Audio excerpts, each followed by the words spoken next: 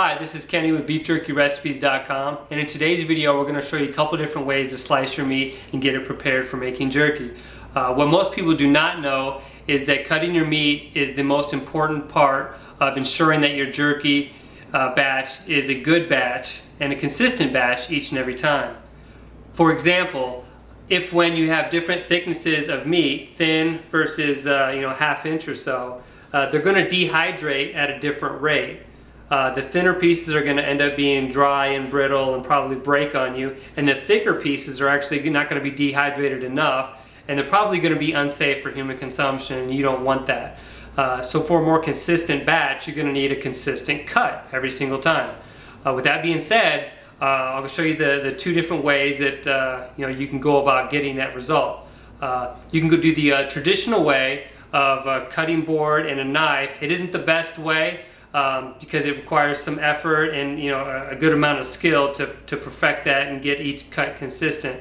What I personally recommend is that you go with either the High Mountain jerky board and knife set. On BeefJerkyRecipes.com, this sells for $39.99. It's an excellent kit, especially for any starter, because it comes equipped with everything you need to get started. Cutting board, which I'll show you in a moment, a sharp knife, a pushing board for those thinner slices and you need to protect your hand from the meat and the knife, the jerky cure and seasoning packet, which I covered in a previous video. Altogether, one kit, $39.99, you're ready to go. Great buy. The jerky board, as you see here, what makes this special is the raised paneling, if you notice here, on both sides of the cutting board. The raised paneling has two different thicknesses, one on each side. This side is 1/4 of an inch. This side is a little more than 1/8 of an inch. And that's just for two different thicknesses. So basically what you're going to do is you're going to place your meat in the center of the cutting board. You're going to either place your hand on top of the meat and slice, or you can use the pusher board for the thinner slices like I mentioned and cut the thinner slices. So you place the meat directly in the center, and what I'm going to do here is just to use my offhand. So the cutting board, the raised panel, use it as a guide. So from start to finish, you just run the knife along the entire piece of the meat. So the end result is going to be a 1/4 inch piece of meat each and every time, perfect for any kind of jerky, whether it's beef or venison, turkey, whatever floats your boat.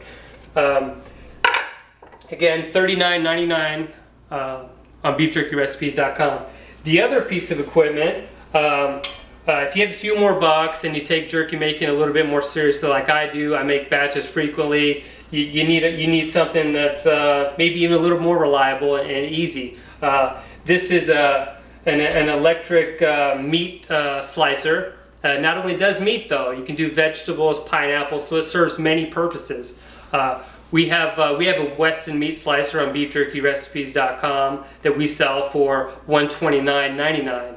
It's a great buy. As you see here, the stainless steel. Place the meat in here. It's as simple as push and pull. Plus you have a guide here to adjust your thicknesses just like you have on the cutting board. So stay tuned. We're going to now show you how to use each one.